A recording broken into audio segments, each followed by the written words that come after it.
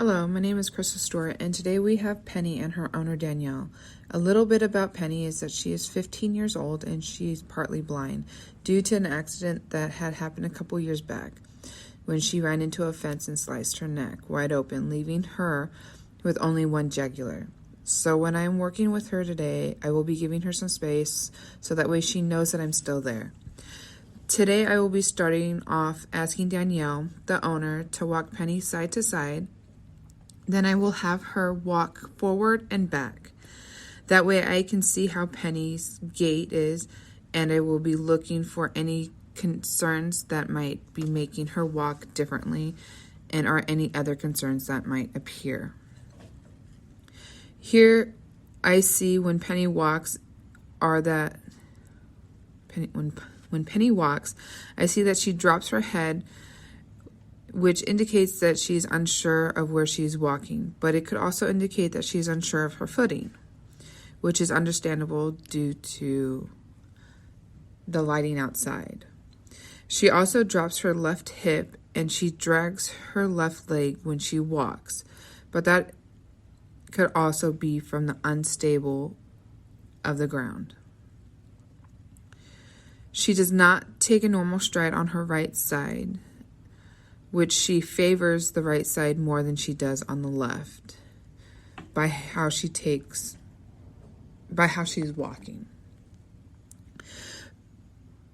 But when I have her owner put her in a trot, her strides are even and she looks up like she's more confident in herself and what she's doing. When I was filming, my camera stopped, so there might be a little small glitch. After I had Danielle walk Penny, then I started to check Penny's pulse. I was also checking her respiration, making sure it was not too shallow and not too rapid. Then I moved on to checking her gums to see if there was any discoloration, which there was not.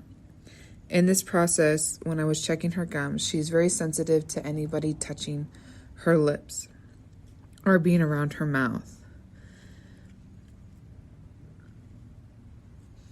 Then I proceeded to move on and check to see if she was dehydrated by the pinch test.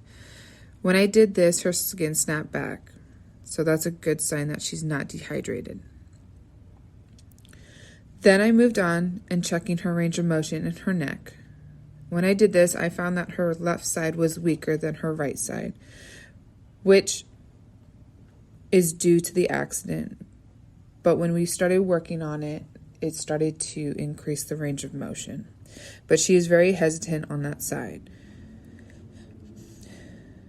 After that step, I moved on to checking her fleetlock knees and shoulders for range of motion on both sides. When I did that, she was stiff but had some good range of motion in her joints on the left side.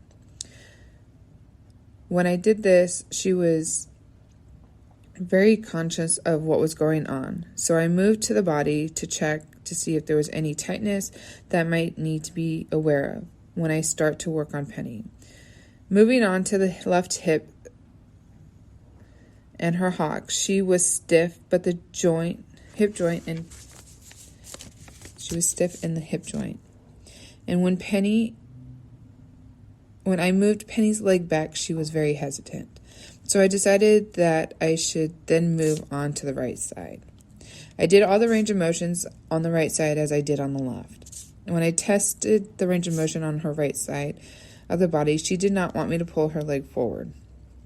When I checked her shoulder on that side, it was tight to the touch, which indicated that she had a lack of range of motion, but not too much. And then this is where Penny anticipated the next move. So instead of continuing on where she would anticipate my move, I just moved back to the ribs and started to move down again to her hips. When I got close to her hips, she really anticipated that as well, and she was going to bring her leg back to her. So I let her relax for a little bit, and then I went back.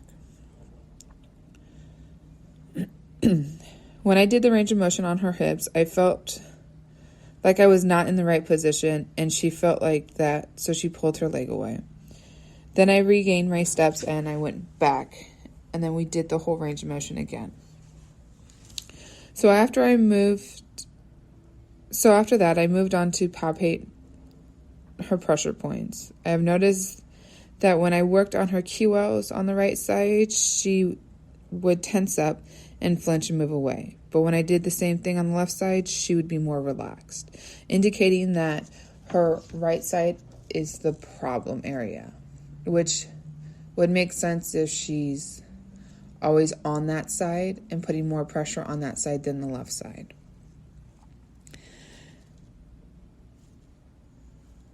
When I had Penny stand in front of the camera, I then checked her hips and her stance on the shoulder and neck from behind.